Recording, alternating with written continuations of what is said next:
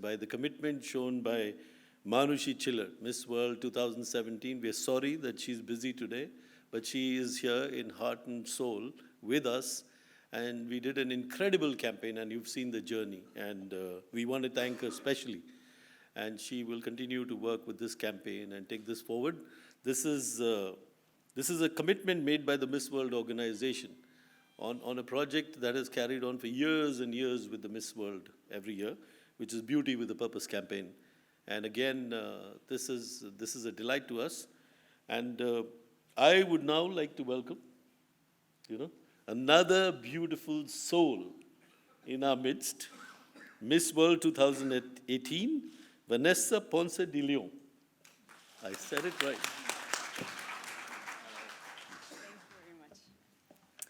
Hi everyone. As you've heard, I'm Vanessa Ponce de Leon, Miss World 2018, and I come from the other side of the world, from America, from Mexico specifically, where menstrual health is not a big issue, it's not a big taboo. But recently I was thinking about all this project and how much waste goes into menstrual hygiene. So if I use 8 pads per time I have my period, and if you multiply it by a year, and then by years, the years I have and the years to come, that is a lot of waste only for one person. And I was hearing the statistics, and it's almost 1 ton per year in India, right? Of menstrual hygiene. 11,000 tons. Where do you hide that? Where are you going to put that? You're going to put it like under the carpet? You're going to throw it on the seas? You're going to burn it?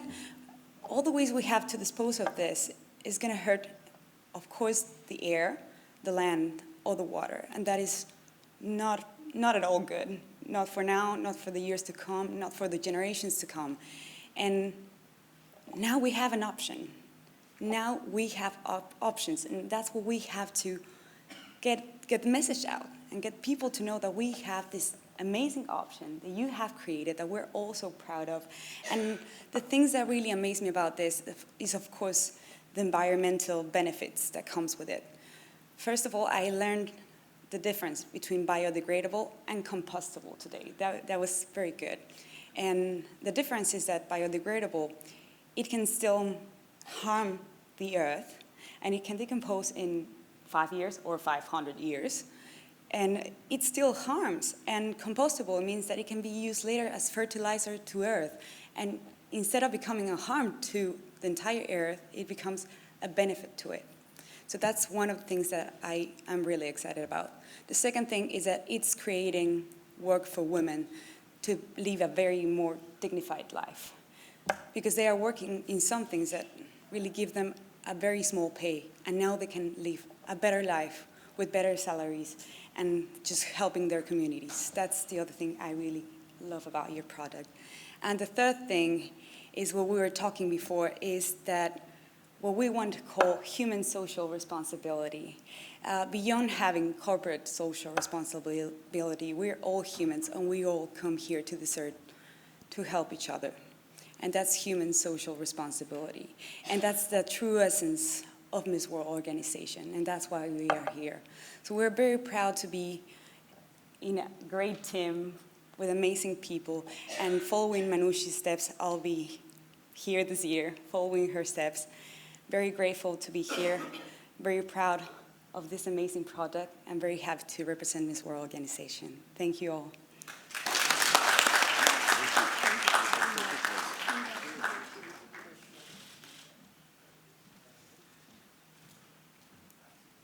Thank you. Thank you very much. Very eloquently put, and thank you for your support.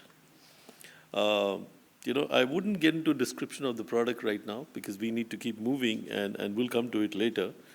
I do want to bring here now next another very special person who's been a part of this campaign, and young person, very driven, very motivated, very substantive, very dedicated.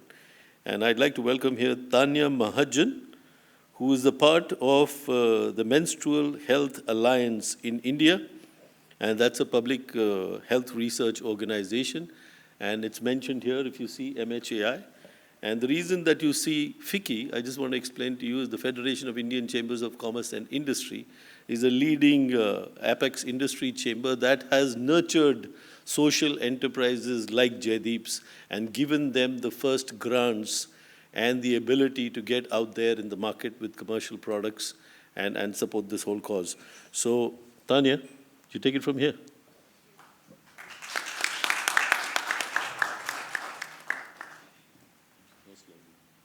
Thank you, Manishi.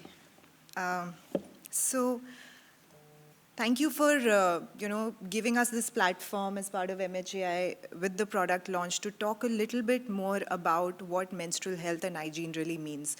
Because it's often misunderstood as just having access to sanitary pads, and menstrual health or lack of it is so much more beyond that. So I just wanted to sort of talk to the ladies here and some of our participants in the audience to really try and understand what menstrual health means to different people around the table. So, first of all, Suman, coming to you first, would you be willing to share your experience of,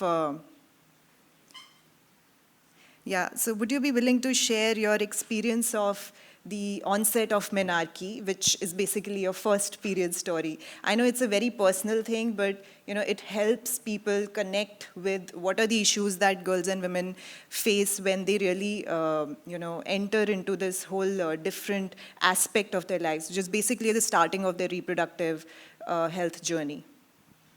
Yeah, so about me, when I got my first period, as I mentioned earlier, I was already aware of it, that something like this is going to happen soon, because I had a whole team coming on board in my school where they spoke to me about the menstrual cycle, like female gets periods and how do we exactly manage it whenever it is for the first time. So I already knew that, okay, this is something which I know, and I knew how to use the pads. I also was aware of the basic hygiene that I was supposed to maintain. So when I got my first period, I was in my class. That time we were having our PT period and we were on the ground. And then I talked to my mother after going back to home, and then she told me that it's okay, so finally you got it and nothing to be worried about, because she was very open about it.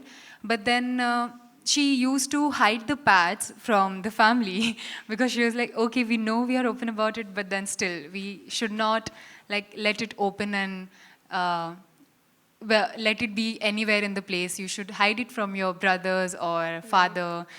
But then I realized that why is it important to do so? So then I told my mother that if it is a natural thing and everyone knows about it, then what is the use of hiding it? Like, everyone know that I am using a pad, I am a female, I get periods. So there is no use of hiding. It's just the mentality that we have that we should not talk about it.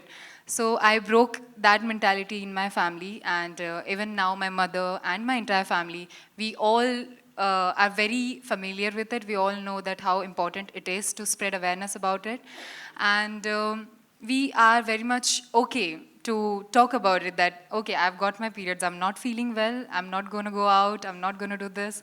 So I talked to my father, I talked to my mother, and I want that the privilege I am having, I want every woman of the country and also in various areas of the world to have the same thing, because I know it is very important to not think about it much, because it is not the topic we should be worried about. It's natural, so we should treat it natural.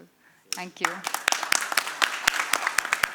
No, thanks. Thank you so much, because I think it's so important to normalize just the concept of menstruation, and what you spoke about in terms of bringing men into the conversation. It's really important, because they can really provide that support environment in our ecosystems when we are just open about it. So, would you be able to share if given that you had such a supportive environment and you were able to talk to your mother about it, did it help in hygienic management of your menstruation? Because, we've seen in various programs and programs that organizations do, in the field, we've seen that a lot of girls use products also unhygienically, whether it's pads or whether it's cloth, whatever it might be, because they don't have the right information, because they may not be talking to people around them, there may be stigma around making the products visible. So what was your experience of having that, supportive environment? So, my mother, we come from a very small village.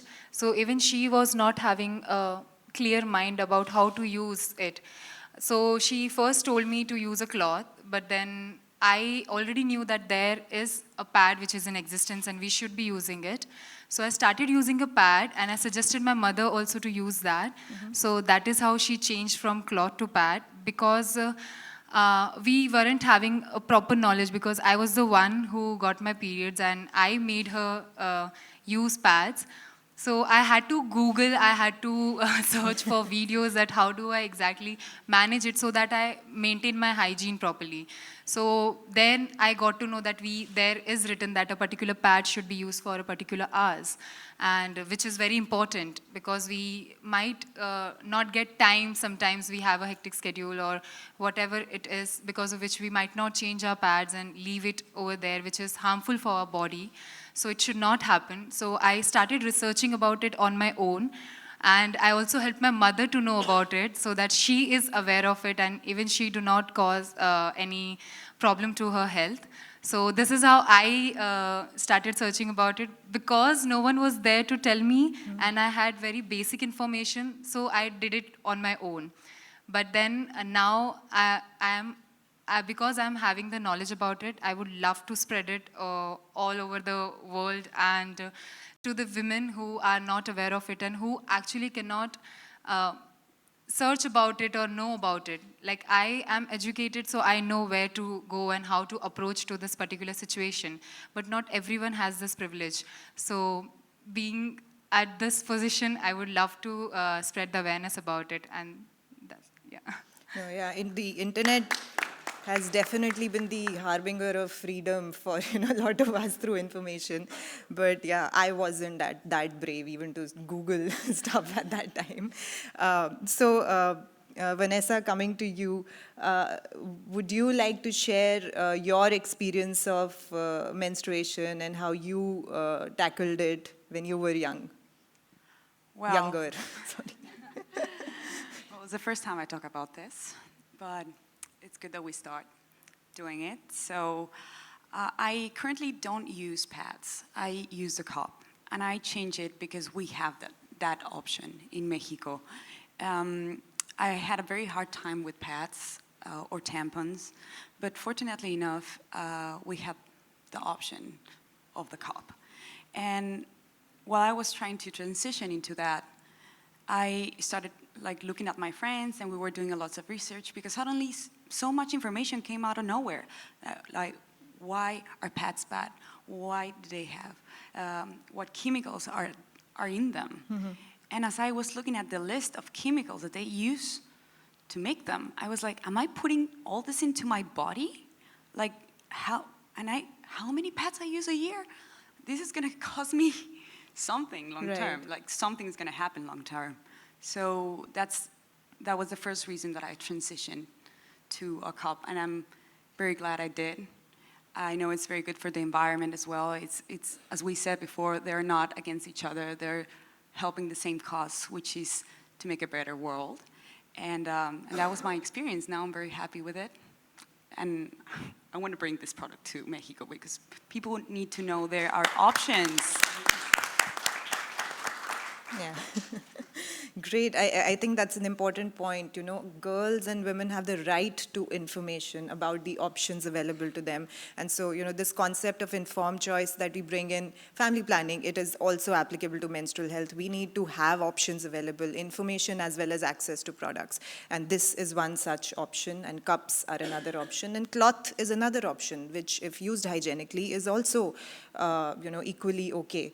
So at this point, I would like to come to Dr. Sujata, who is a practicing gynecologist from South Bombay, and would like to hear your views on some of these different products, and have you seen the use of these products across different women and girls who might be coming to you? Yeah, see, we come across many people, many women who use different type of products. As what she said, they are comfortable with the cups, but not all women are comfortable inserting the cups and removing it. They do take about 2 to 3 months to get themselves adjusted. Especially those women who have never used shampoo or something to be inserted inside, it becomes very difficult for them to use it. And for these women, they have no choice but to use sanitary napkins or the pads which are available, because they're very uncomfortable using that. So, each one has a different type of choice as such. And in case the rural setup, sanitary pads at times may not be feasible, or they may not be available, or they may not be affordable. They need to use the reusable ones also, because they need to use something or the other. And that's the reason we do find women using different types of the protective things so far as the menstruation is concerned. Thank you. And have you, in your experience, also seen cases of potentially, reproductive tract infections or issues, reproductive tract issues, which may go unreported or unnoticed because of this whole silence around menstruation? Yes, that we have seen that, because most of the people are not very open to whenever they have any of these problems, especially even the parents or the mothers, they are not open to. So by the time the thing comes to us, or by the time it is reported, it's quite late. They are not the one which will just outspoken, or they will just come to us immediately. They will keep on bearing the whole thing, and when it becomes a little bit too much, then only they will report it to the parents, and then only parents will think another 10 times before bringing the girl to us. So by the time the thing gets reported, it becomes little late as such.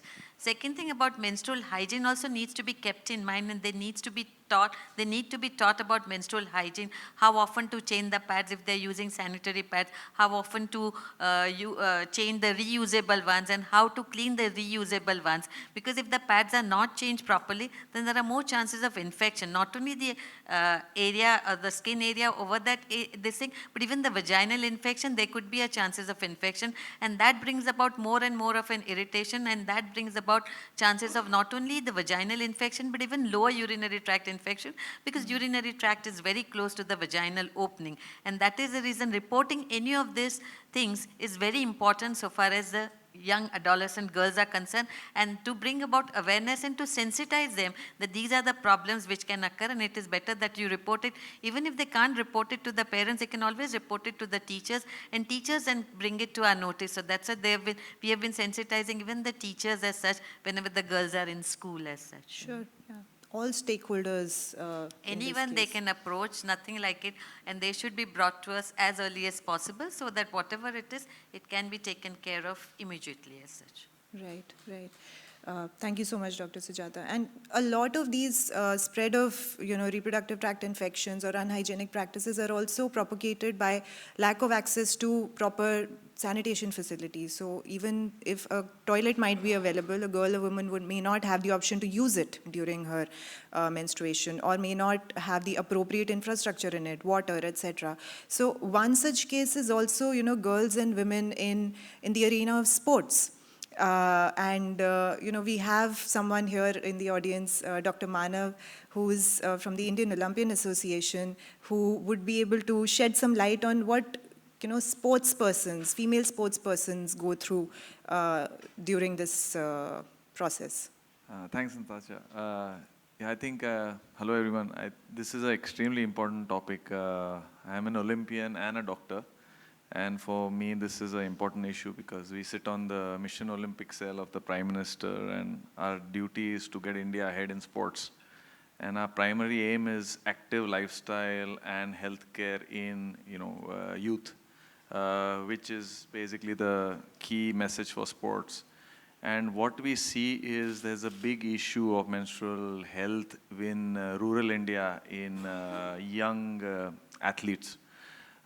If you think about it, athletes have a very irregular physiology, including in menstrual health. And if you see the environment that the rural girls face in even the athletes, all the coaches are men. All the surrounding support is men. they cannot talk about this to anybody. And we know that there is an issue that they face because they cannot say anything to anybody. And it hampers their activity, it hampers their health, and they drop out of sports for something very, very simple to be treated. And we are trying to solve it, but it's hard unless there is awareness and education, globally in this topic, because, all the stigma attached to it. And it's worse when you are a sports person. So I think this is a very, very important topic. And also Olympians today, world over, are extremely attached to sustainability, because that is a big, big topic. And something like this, compostable pads are extremely important for the whole sustainability cause of the world. So today the Olympic movement is all about sustainability. So this affects both the sides. So hopefully we can be a part of the awareness campaign to promote this. Thank you. Thank you, Dr. Manav. So we'll take questions later, right? Yeah. So I'm just going to do the petition right now. Yeah. So basically, in the spirit of sustainable menstruation and offering choice to women, there is a thought around also lobbying for more sustainable practices in procurement in government programs. So the government has actually been very active. The government of India has been very active in promoting menstrual hygiene through various investments, through various programs. Big one being through the Ministry of Health and Family Welfare menstrual hygiene scheme, which offers subsidized sanitary pads through ASHA workers. However, the procurement for this program and other programs has been limited to plastic-based sanitary pads, disposable pads. So we as ACAR, MHAI, and all the partners jointly, we are launching a petition on change.org to call for more sustainable products to be included in this procurement process, to offer, again, informed choice to women, not just urban, but also rural low-income women. And we would, urge you all to be a part of this movement by signing that petition, and would also request Suman and Vanessa to, support that cause. Thank you. So moving on. So, a large part of ACAR's work has also been generating livelihoods and working with communities through the production and distribution and retail process in generating income. And we have people in the audience today, participants in the audience today, who have been part of this journey, very closely engaged in the whole process. So we have Preeti, who has been running a unit in Devas in Madhya Pradesh. Preeti, aap khade honge, please? Hi. So Preeti, if you